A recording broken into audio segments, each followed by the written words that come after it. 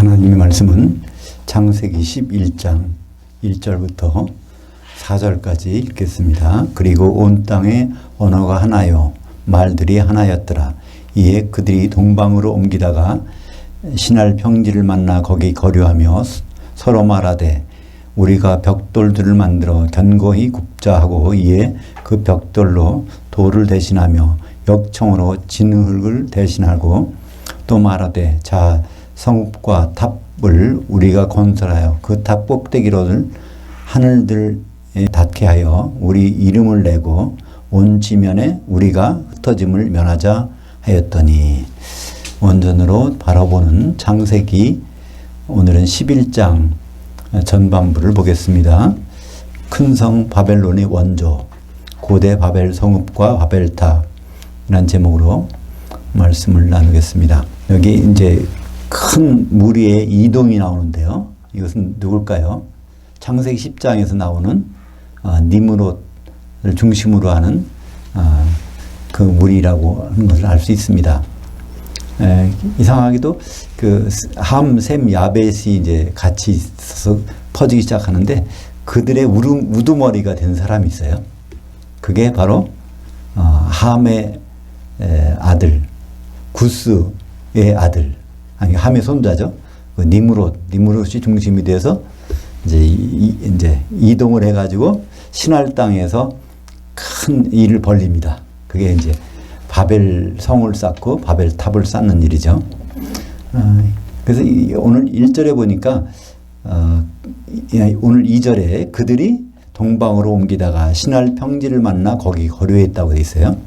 근데 신할 평지에 거류한 사람들이 누굴까? 우리는 창세기 10장 8절과 9절을 보면 알 수 있습니다. 또 10절까지 보겠습니다. 창세기 10장 8절 9절 10절 구스가 또 니므롯을 낳았으니 그는 세상의 첫 용사라. 그가 여호와 앞에서 용감한 사냥꾼이 되었으므로 속담에 이르기를 아무는 여호와 앞에 니므롯같이 용감한 사냥꾼이로다 하더라. 그의 나라는 신할 땅의 바벨과 에렉과 아갓과 갈레에서 시작되었으며, 그러니까 그의 나라 니므롯의 나라가 신할 땅이 이제 크게 네 가지 지역이 있는데요. 그러니까 중심지가 바벨입니다. 신할 땅의 바벨에서 정착해서 큰 나라를 세운 것을 볼 수 있습니다. 그러니까 오늘 창세기 11장에서도 2절에 신할 땅 평지에 이 사람들은 니므롯을 왕으로 삼은 사람들의 무리라는 것을 여기서 알 수 있습니다. 근데 이 니므롯은 어떤 사람일까요? 여기에 소개되는 것은 여호와 앞에서 용감한 자라고 했습니다. 여호와 앞에서 용감한 사냥꾼. 근데 앞에서란 말은요, 원래 원래 원전에는 그 얼굴을 대면한다는 거예요. 얼굴을 대면한다. 그게 좋은 뜻도 있지만, 그것은 대적한다는 뜻이 있습니다. 여호와를 대적하는 사람이에요. 그리고 용감하다는 것은 여기서 끼보르, 굉장히 크다, 특이하다 그런 뜻이 있는데, 끼보르, 용감한 사냥꾼, 특별한 사냥꾼이라는 뜻입니다. 그러니까 이 특별한 사냥꾼은 짐승을 사냥하는 게 아니라 사람을 사냥해서 노예로 삼는다는 의미가 여기 있죠. 그래서 니므롯 자체 이름이 반역자라는 뜻입니다. 니므롯은 반역한다. 그러니까 이 사람이 어떤 사람인지를 우리는 그 이름을 통해서도 알 수 있습니다. 그러면 요한계시록에서 누가 그런 일을 담당하죠? 사람으로서 바로 짐승. 바다에서 올라오는 짐승이 하나님을 대해서 모욕된 말을 하고 신성모독하는 일을 하고 그런 것을 볼 수 있죠. 그런 습성이 여기서 그대로 표현되는 것을 볼 수 있죠. 이 위치가 어디쯤 될까요? 신할 땅인. 그러니까 이 노아 방주가 어디서 머물렀죠? 터키의 아라랏산에서 머물렀죠. 그 아라랏산 조금 내려오면 거기 이제 티그리스 강, 유프라테스 강 그것이죠. 이렇게 티그리스, 유프라테스 만나는 곳, 여기 이 부분이 신할 땅이라고 볼 수 있죠. 신할 땅에 이러니까 평야니까 여기 뭐 돌이 있겠어요? 그러니까 돌 대신에 벽돌을 만들어갖고 진흙으로 벽돌을 만들어서 쌓고 또 이 되게 돌에다 진흙으로 이렇게 돌과 돌 사이를 움직이지 않게 하려면 거의 고정시켜야 되니까 그거를 여기 역청을 싸서 그러니까 벽돌과 역청으로 그 탑과 성을 쌓는 것을 여기서 보여주고 있습니다. 근데 여기에 이 역청이란 말이 한번 어디서 나온 적이 있죠? 노아의 방주의 역청. 근데 그 원어는 다릅니다. 그하고 노아의 방주의 바른 그 역청은 코페르라고 그래요. 코페르. 여기는 바로 해마르. 다 같은 우리말 번역은 역청인데 좀 달라요. 그런데 사실은 같은 건데 그것이 의미하는 바가 좀 다릅니다. 코페르라고 하면은 그걸 덮는다는 아주 뜻이 강하죠. 그러니까 안 보이게 덮는 거예요. 그러니까 우리는 죄를 가지고 있는데 우리 죄들을 그냥 안 보이게 덮어줘. 그런 정도예요. 또 노아 방주가 이게 그 속에 들어갔으면 안전한 건 뭘까요? 완전히 방수가 되도록까지 덮여주는 거예요. 그런 용도로 말할 때는 코페르란 그 역청을 코페르란 단어를 써서 창세기 6장 14절에 나오죠. 너는 잣나무로 너를 위하여 방주를 만들되 그 안에 칸들을 만들고 역청을 그 안팎에 칠하라. 그래서 거기는 코페르. 이게 동사가 되면 카파르입니다. 명사는 코페르. 그래서 이 단어는 여기서만 역청으로 번역하고 그 다음부터는 뭐로 번역된다고 했죠? 그 다음부터는 목숨값, 피값 이런 예수님의 피를 상징하는 그 단어가 돼버려요. 그래서 이 단어는 이 이후로는 역청과는 다른 단어로 번역해버립니다. 그러나 계속해서 역청으로 번역되는 단어가 있어요. 그게 여기 이제 오늘 나온 해마르라는 단어입니다. 같은 것을 같은 물체인데 그것을 부르는 이름이 다르다는 것이죠. 의미에 따라서 이름이 달라진 것입니다. 그러니까 이 해마르라는 것은 접착제라는 의미로 쓰여 있어요. 그죠? 벽돌을 연결시키는 서로의 접착제. 그래서 이때는 해마르라고 하고 완전히 죄를 덮고 또 우리의 그 심판에서 우리를 보호하고 그럴 때는 코페르라는 그 역청이라는 단어를 성경에서 사용하고 있습니다. 그래서 창세기 14장 10절에 보면 시딤 골짜기에는 역청 구덩이가 많은지라 소돔왕과 고모라 왕이 달아날 때 그들이 거기 빠지고 그래서 5개국 연합은 이제 그 소돔과 고모라를 쳐들어왔을 때 그들이 이제 도망가다가 여기 빠진 데가 있어요. 이것이 바로 똑같은 역청입니다. 말하자면 석유 찌꺼기 거기서 빠진 거죠. 그러니까 유전이 있으면 유전에서 휘발성은 다 날아가고 거기에 찐득찐득한 유전인데 그러니까 얼마나 거기가 석유가 많은 지대라는 걸 알 수 있죠. 사실 지금도 거긴 우리는 그걸 알 수 있잖아요. 중동 지방이 얼마나 석유가 많아요. 그 석유가 새 나오다가 이제 그쪽에서 찌꺼기만 남아서 있는 것 그것이 성경에서 이제 기록으로 나오고 있습니다. 또 출애굽기 2장 3절에 보면 모세가 태어났는데 산에 안에 죽이게 되어 있잖아요.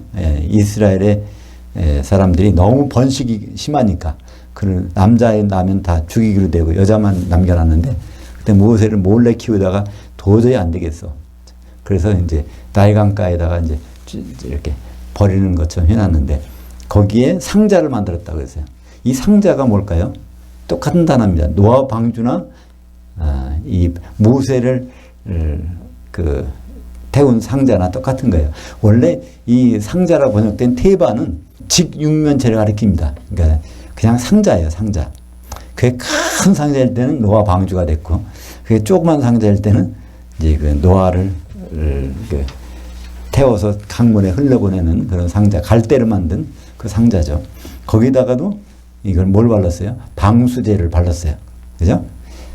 이 해마르, 역청과 나머지는 칠하고, 여기서도 그러니까 역청이라는 걸 썼는데, 해마르라는 단어를 썼어요.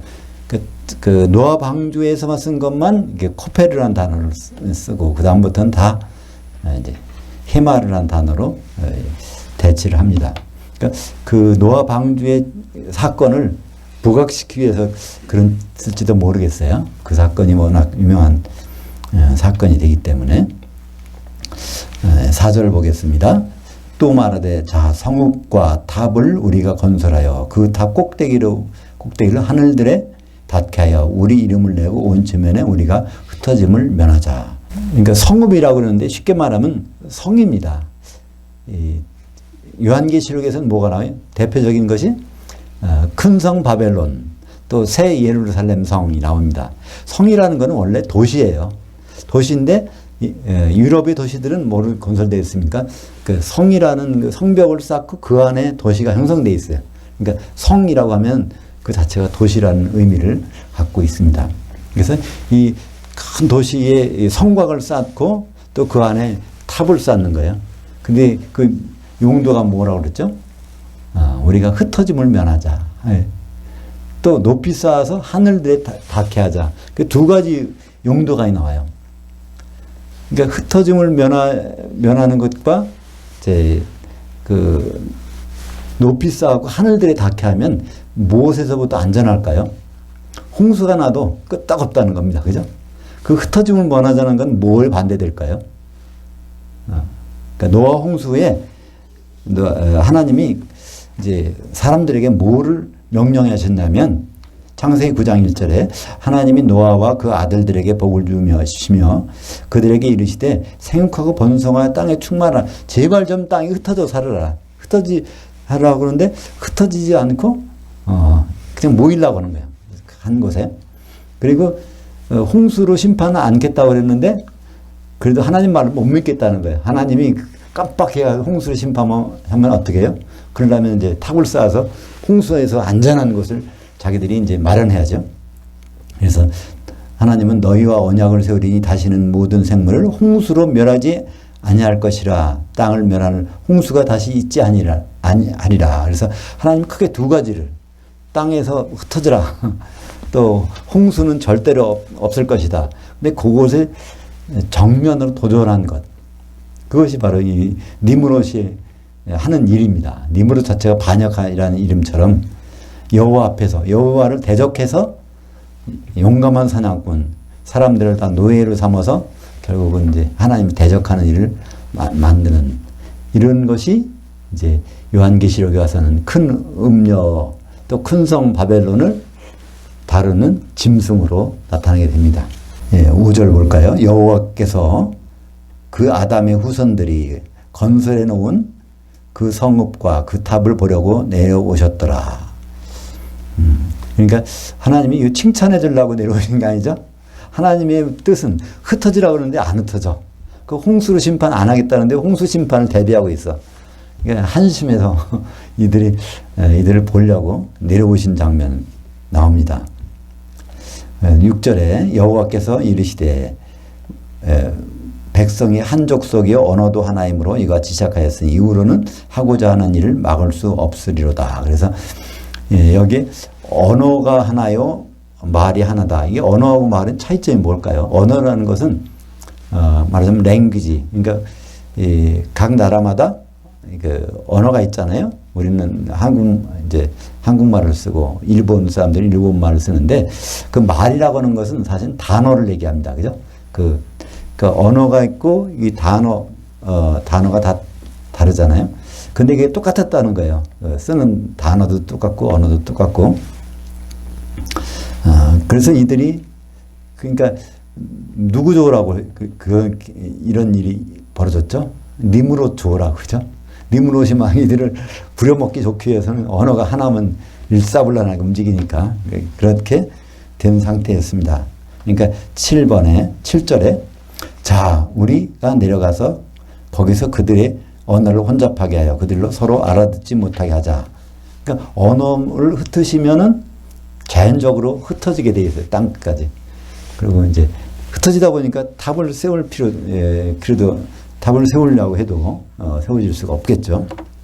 이게 이제 성경에서 하나님을 우리라고 표현하는 것이 이제 3번 정도 나오는데 창세기 1장 26절에 또 창세기 3장 22절에 그리고 오늘 창세기 11장 7절에 나옵니다. 그래서 하나님 거기에 우리라는 단어가 등장해요. 우리라는 것은 복수 아닙니까? 그러니까 하나님 여호와 하나님 다 똑같은 거예요. 여호와와 하나님이 차이점이 뭘까요? 하나님은 하나님 그분의 자체를 얘기하고요. 여호와는 그분의 이름입니다. 그죠? 여호와는 하나님의 이름이고 이제 하나님은 하나님 자체의 속성을 나타내죠. 그러니까 여호와란 뜻은 우리가 몇 번 봤지만 뭐런 뜻이라고 그랬죠? 예, 되게 하시는 분으로서 되게 하실 자. 그게 그 뜻이에요. 그러니까 하나님이 계획을 세우셨으면 그 전에 그걸 이루셨듯이 앞으로 반드시 이루신다. 그 여호와라는 이름 속에 이름을 가지고 만든 이름이 예수입니다. 그죠? 여호와가 구원하신다. 그 뜻이 바로 예수라는 뜻이니까. 그러니까 예수 이름으로 우리가 모든 것을 할 수 있다. 그런데 그 할 수 있는 이유가 그분의 그 이름 속에 예수라는 이름 속에 여호와가 있기 때문이에요. 그래서 그 이름이 신약 성경에 없는 것 같지만 너무나 많이 나옵니다. 예수라는 이름으로. 창세기 1장 26절 하나님이 이르시되 우리의 형상을 따라 우리의 모양대로 우리가 사람을 만들고 그들로 바다의 물고기와 하늘의 새와 가축과 온 땅에 기는 모든 것을 다스리게 하시고. 근데 이 우리라는 말을 인정하지 않는 그게 단일신이에요. 유대교에서는요 이걸 인정 안 해요. 삼일체를 인정하지 않는단 말이에요. 그 예수님을 하나님이라고 인정 안 하죠. 하나님이 보내주신 선지자라고 인정하고 이슬람교에서도 마찬가지죠. 그래서 다 이거 삼일체가 아닙니다. 근데 성경에 분명히 우리라고 돼 있어요. 그러니까 유대인들은 이걸 뭐라고 하는지 아세요? 어떤 것을 강조하기 위해서는 복수를 쓴다. 장엄복수라는 말도 쓰고 그래요. 장엄한 일을 해서. 그래서 우리라고 했다. 그런데 그렇지 않습니다. 셋이 분명히 따로따로이세요. 근데 그분은 항상 어떻게 해요? 한 분으로서 활동하세요. 그걸 어떻게 할 수 있죠? 동사를 단수로 쓴다는 거예요. 동사를 3인칭 단수로 쓰시는 것이 엘로힘이고 여호와시고 그렇습니다. 근데 그것을 우리가 좀 더 확실하게 위해서 우리라는 표현으로 여기 이제 나타나십니다. 창세기 3장 21절에 보면 그 의미를 확실하게 알 수 있어요. 여호와 하나님이 이르시되 보라 이 아담이 선악을 아는 일에 우리 중 하나와 같이 되었으니 그가 그의 손을 들어 생명나무 열매도 따먹고 영생할까 하노라 하시고. 그러니까 여기에서 선악을 아는 일에 한 분이 있다는 거예요. 우리 중에 한 분이. 성부, 성자, 성령 중에는 선악을 아는 일을 해야 된다는 거예요. 앞으로. 그러니까 근데 안다는 것은요. 히브리 단어에서 야다라고 하는데 야다는 그냥 지식으로 아는 것은 야다가 아닙니다. 야다라는 것은요. 직접 몸으로 경험한다는 단어예요. 그럼 몸으로 선과 악을 경험한다는 것은 궁극적으로 뭘까요? 죽음과 부활을 경험하는. 그러니까 피를 흘려서 죽고 그 다음에 다시 부활하는 그 일을 경험하는 분이 있어야 된다는 것이 창세기 3장 22절에서 그 여기에서 뭐가 나왔죠? 믿음이란 단어가 나옵니다. 그죠? 우리 중 하나가 바로 피를 흘려요. 그러니까 사람이 되어서 죽고 부활하는 것을 직접 해야 되는 이런 일이 있어야 되겠다 했는데 거기에 설득당하신 분이 예수님이시니까. 그러니까 믿음은 설득당한다는 뜻입니다. 그러니까 설득당한 분이 예수. 그래서 예수님을 소개할 때 히브리서 2장 12장 2절에서는 믿음의 창시자요 믿음의 종결자이신 예수를 바라보자 그래요. 그러니까 믿음이라면 그분이 시작했고 그분이 끝내시는 거라는 뜻입니다. 그러니까 믿음을 우리가 예수 믿는다, 모은다 그런 믿음은요 큰 전제가 뭐냐면 예수님이 이뤄놓으신 믿음을 우리가 가지고 있어야 되겠다 그런 얘기입니다. 그게 있으면 구원이 있는 거고 그게 없으면 인간의 믿음은 언제 어떻게 될지 몰라요. 인간은 다 불완전하니까. 그래서 아예 히브리서 11장을 보면 거기 믿음의 선진들이 쭉 나와요. 근데 이거는 사람의 믿음이고 진짜 믿음이 뭐냐면 다음 장에 나옵니다. 히브리서 12장에 나와요. 그래서 예수님이 진짜 믿음의 창시자요 종결자이시다. 그분은 우리가 바라봐야 된다. 이렇게 히브리서는 기록을 하고 있습니다. 거기에 이제 창세기 3장 22절이 바로 그 단초가 되는 그 말씀입니다. 믿음에 대해서. 그래서 그 말씀에 우리 중 하나가 예수님이 하나님과 동등됨을 취할 것으로 여기지 아니하시고, 그래서 빌립보서 2장 6절에 그래서 사람으로 대사 죽기까지 복종하셨으니 죽으시고 그 다음에 부활하신 사건을 기록하고 있습니다. 오늘 8절을 보겠습니다. 여호와께서 거기서 그들을 온 지면에 흩으셨으므로, 그래서 결국은 인간이 안 흐트러지려고 또 이 홍수 심판도 막아보려고 이렇게 노력을 하지만은 결국은 그들이 흩어지게 되면 볼 수 있습니다. 그러니까 사람들이 무슨 결심을 합니까? 니므롯을 중심으로 한 인간이 무슨 결심을 한지 4절 마지막 4절 후반절이 나오잖아요. 우리가 흩어짐을 면하자. 그것이 인간의 최초의 결심입니다. 근데 그 결심이 여지없이 무너지는 부분이 이제 8절에 나오죠. 여호와께서 그들을 온 지면에 흩으셨으므로, 그러니까 흐트러뜨린다는 것이 쭈즈라는 히브리어를 쓰는데, 니므롯을 중심으로 우리가 쭈즈 하면 안 되겠다. 그런데 또 여호와 하나님은 그들을 쭈즈 시킨 거예요. 그래서 그들이 그 도시를 건설하기를 그쳤더라. 그러므로 그 이름을 바벨이라 하니 이는 여호와께서 거기서 온 땅의 언어를 혼잡하게 하셨음이라. 여호와께서 거기서 그들을 온 지면에 흩으셨더라. 그래서 바벨이라는 뜻은 혼잡하다는 뜻이에요. 그 도시가 뭘까요? 그 도시는 성이라는 뜻이에요. 그러니까 바벨, 여기서 바벨에서 나온 말이 바벨론입니다. 그래서 도시는 성이니까 바벨론 성이 나와요. 이것이 오늘 제목처럼 큰 성 바벨론의 원조입니다. 우리 보면 의식점에도 그 있잖아요. 무슨 집이 있죠? 뼈다귀 해장국집 보면 그 뼈다귀 해장국집 원조 그러니까 맨 처음에 시작된 것. 그러니까 큰 성 바벨론이 요한계시로 나오는데 그것이 맨 처음 시작된 바벨론 성이 바로 오늘 창세기 3장 11절에 나옵니다. 그래서 우리가 이걸 보면은 요한계시록이 너무나 쉽게 그러니까 이해가 돼요.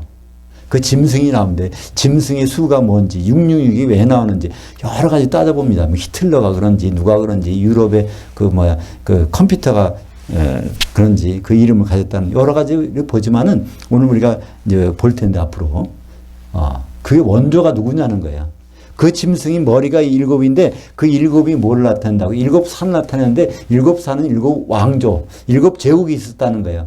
그 7 제국 중에서 바로 그 짐승이 나오게 되는데 그 원래로 올라가면 그 짐승이 누구냐는 거예요. 첫 번째 왕이 고대 바벨론 제국의 첫 번째 니므롯이라는 거예요. 그죠? 그 니므롯은 구스의 아들이니까 구스의 아들 니므롯을 계산하면 666이 나옵니다. 그 다른 이름들은 아무런 효과가 없어요. 그 맨 처음에 누가 666이었냐가 중요하지, 그 다음에 중간에 시대에 어떤 사람이 666이다 이름 나오는 거는 별 의미가 없단 말이야. 원조가 제일 중요하죠. 그죠? 그래서 우리가 그 부분을 같이 보도록 하겠습니다. 짐승이, 요한계시로 나오는 짐승과 니므롯이 어떤 관계가 있는가?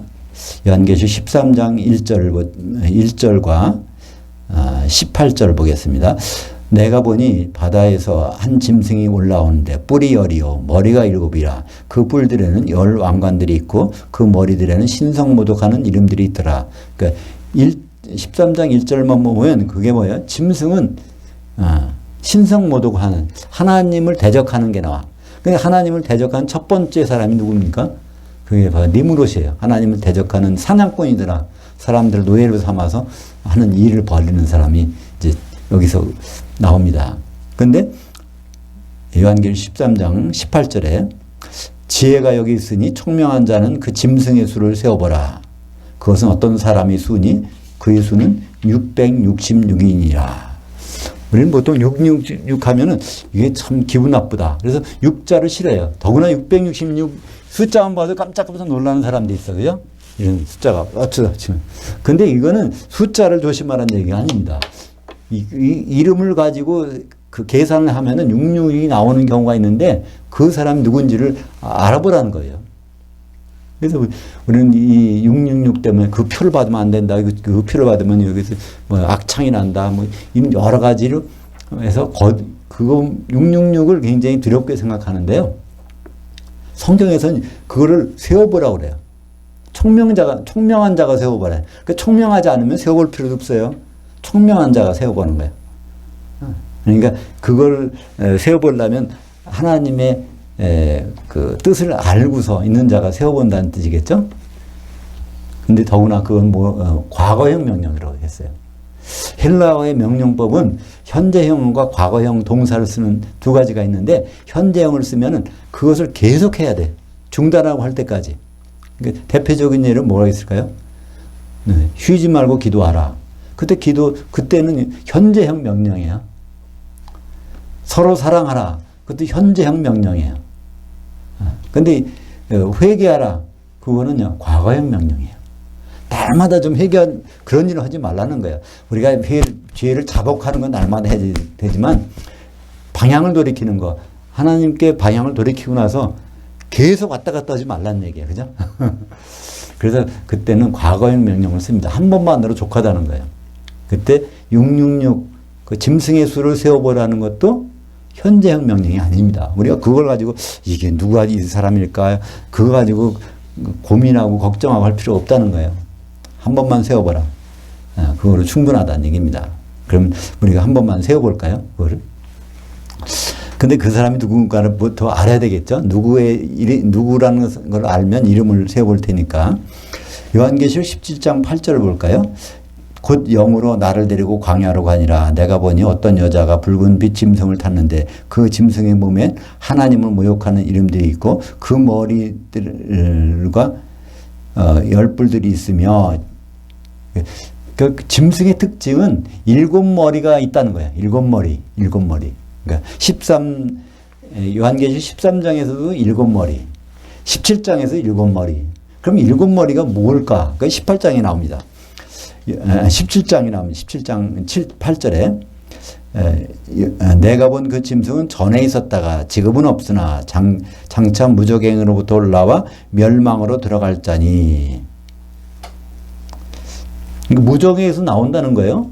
근데 무적행은 사람이 못 들어가는데 무적행에서 나오는 사람은 누굴까요? 나온다는 것은 귀신이 나온다는 얘기죠. 전에 있었다가, 그러니까 전에 어떤 사람 속에 들어갔다가 그 다음에 지금은 없어. 지금은 어디 들어갔어요? 무적행 속에 들어갔다는 거예요. 그러다가 이제 다시 나온다는 겁니다. 그러니까 사도 요한에게 말하는 거니까 사도 요한 시대 때는 요 사람이 활동을 못 하는 거예요. 무적행에 들어갔다가 다시 나와서 이제 앞으로 7년 환란기에 활동한다는 것이죠. 17장 요한계시록 17장 9절에 지혜 있는 뜻이 여기 있으니 그 7머리는 그 여자가 앉은 7산들이요. 그 여자는 뭐죠? 사람은 결국 하나님의 백성에 있는 사람들, 교회가 앉은 7산들이요. 근데 7산은 뭐죠? 10절 보니까 요한계시록 17장 10절에 또 7 왕들이라. 왕들. 그러니까 제국이라는 거예요. 7 제국이 있다는 겁니다. 근데 그 제국이 어떠냐면 5은 망하였고 5은 지금 없다는 거예요. 그리고 하나는 지금 있다는 거예요. 그 다른 하나는 앞으로 나오겠다는 겁니다. 그러니까 사도 요한이 있는 때에 한 제국이 있다는, 그때는 뭐 다 하는 거죠. 로마 제국이 있었어요. 근데 로마 제국 이전에 다른 5개의 제국이 있다는 겁니다. 그리고 앞으로 이걸 본받아서 한 나라가 생길 텐데 거기에 이 짐승의 영이, 귀신이 들어가 있다는 것을 말하고 있죠. 그 5은 지난번에 살펴봤듯이 니므롯 나라가 최초의 나라잖아요. 제국이잖아요. 그 다음에 이제 그 자리에 아수르가 일어서고, 그 다음에 바벨론, 메데아 바사, 헬라 제국, 그 다음에 로마 제국. 그러니까 위에 5개는 다 끝났으니까 로마 제국이 있는 거고, 그 다음에 이제 앞으로 이제 전 세계 바다를 다스리는 전 세계를 다스리는 왕이 일어나면은 그 기간 동안에 7년 동안에 일이 벌어진다는 것이죠. 요한계시록 18장 2절 보면 힘찬 음성으로 외쳐 가로되 타락했도다 타락했도다. 이게 무너졌도다가 이게 무너졌다 번역하면 좀 이상하죠. 아직은 있는 거니까. 큰 성 바벨론이 있는 그 기간에 그날에 그들이 타락한다는 것을 설명하는 건데 번역이 그러니까 타락했도다 타락했도다 큰 성 바벨론이여 귀신들의 처수와 각종 더러운 영들의 옷과 각종 더럽고 가증한 새들이 옥이 되었도다. 그래서 이 큰 성 바벨론 음녀가 누구를 타고 있죠? 바로 짐승을 타고 있는 음녀. 그러니까 큰 성 바벨론은 누구의 조종을 받게 됩니까? 이 짐승의 조종을 받게 되는 거죠. 그래서 이 니므롯의 휘하에 있는 하나님의 백성들, 그것이 고대의 이 바벨론이라는 것을 알 수 있죠. 그래서 그것을 한번 그 이름을 이 사람이 분명히 그 초대의 고대의 제국의 왕인 그 사람이 니므롯이니까. 근데 니므롯은 그러니까 여러 사람이 있을 수도 있어요. 그러니까 옛날에는 과거에는 성이 없었거든요. 그러니까 이스라엘 사람들도 지금은 있지만 성경에 나오는 이스라엘 사람들은 성이 없어. 그러니까 항상 어떻게 하죠? 예. 요나의 아들 시몬아. 그러니까 시몬이 많으니까 뭐 어떻게 표현할 수가 없어. 그럼 누구의 아들 누구라고 이렇게 얘기하는 거예요. 그러다 보니까 니므롯도 니므롯을 지정하기 위해서는 반드시 구스의 아들 니므롯이라고 해야 그 사람이 특정이 되는 겁니다. 구스의 아들 니므롯을 히브리 말로 기록하면은 여기에 구스는 320이 되고 아들은 52고 니므롯은 294. 그래서 666이 됩니다. 그래서 계산해서 나오는 거지 그냥 눈에 보는 수치로 이렇게 666 있는 것이 아니에요. 여기다가 666 쓴다는 게 아니죠. 그래서 이 666 이것은 바로 니므롯 구스의 아들 니므롯을 가리키는 거지 뭐 히틀러다 누구 독재다 누구는 비슷할 수는 있어요. 그럴 수도 있어. 사실 그 사람이 짐승의 과 똑같은 역할을 할 수도 있어요. 그럼 왜 그럴까요? 맨 처음에 니므롯 속에 들어가 있던 그 귀신이 그 영이 니므롯은 죽고 빠져나와갖고 활동할 수 있잖아요. 무적행이 들어가서 전까지 그죠? 그러다가 이제 다른 사람 속에 들어갔다가 또 나왔다가 들어갔다 나왔다 하면 그 귀신은 그 귀신의 습성을 갖고 항상 있거든요. 귀먹고 벙어리 된 귀신이 있다고 하면 귀신이 들어가면 귀먹고 벙어리 돼요. 그러나 귀신이 나가는 순간부터 그 사람은 이제 말을 하고 들을 수 있게 된단 말이에요. 그건 예수님이 그것을 보여주셨으니까. 그래서 그 니므롯 속에 들어갔던 귀신이 물론 히틀러 속에 들어갈 수도 있겠고 또 다른 독재자 속에 들어갈 수도 있겠지만 그 원조는 분명히 니므롯 그 이전에는 없었다는 겁니다. 그 니므롯을 본받아서 요즘에 일어나고 있는 일이 뭡니까? WCC라든가 하나가 되자는 거예요. 우리가 흩어짐을 면하자 그러잖아요. 애들은 다 흩어짐을. 그래서 종교는 다 같으니까 결국은 목적은 똑같으니까 우리가 뭐 다 인정하고 카톨릭과 그 카톨릭도 우리가 인정을 하자. 또 뭐 불교도 인정하자. 그래서 결국은 같이 모이자는 겁니다. 원 월드 운동이 바로 그 WCC 운동인 거죠. 그러니까 그들은 행사할 때마다 그 나라에서 행사하면은 거기에 토속신을 섬기는 항상 그 제사를 드리고 시작한다고 그래요. WCC가. 그래서 그 모든 신들은 결국은 하나로 통하니까. 그래서 그렇게 하는 것이 바로 이 니므롯 종교에서부터 시작됐고 그들이 그것을 이어받고 있는 것을 볼 수 있습니다. 거기 이제 표를 어디서 제가 복사해서 더 붙여놓은 건데 거기 보면 바로 바벨탑 사건이 있었는데 이 사건이 흩어짐을 면하자 그거예요. 그러니까 하나님은 흩어지라고 했는데 흩어짐을 면하자고 하니까 결국은 하나님은 흩으셨어요. 근데 다시 모이는 겁니다. 나라와 민족과 언어, 문화, 종교, 정치, 경제, 군사 이들을 다 모이게 하는 것. 그 운동이 중에 하나가 WCC 운동이죠. 그래서 에큐메니칼 운동이라고 그러는데, 그래서 이 사건이 바로 다시 짐승을 중심으로 모이는 큰 성 바벨론, 큰 음녀로 되는 일들이 앞으로 벌어질 때, 그 일이 있은 후에 이제 주님 오실 것입니다. 그렇게 이루어진 사람들을 어떻게 해요? 요한계시록 18장 21절. 이에 한 힘센 천사가 큰 맷돌 같은 돌을 들어 그 바다에 던져 이르되 큰 성 바벨론이 이같이 비참하게 던져져 결코 다시지 보이지 아니하리로다. 그러니까 우리는 큰 성 바벨론의 속에 있다가는 우리가 뻔해요. 어디 들어갑니까? 그 바다에 던져지는 거죠. 그러니까 예수님이 마태복음 10장 28절에 뭘 조심하라고 그래요?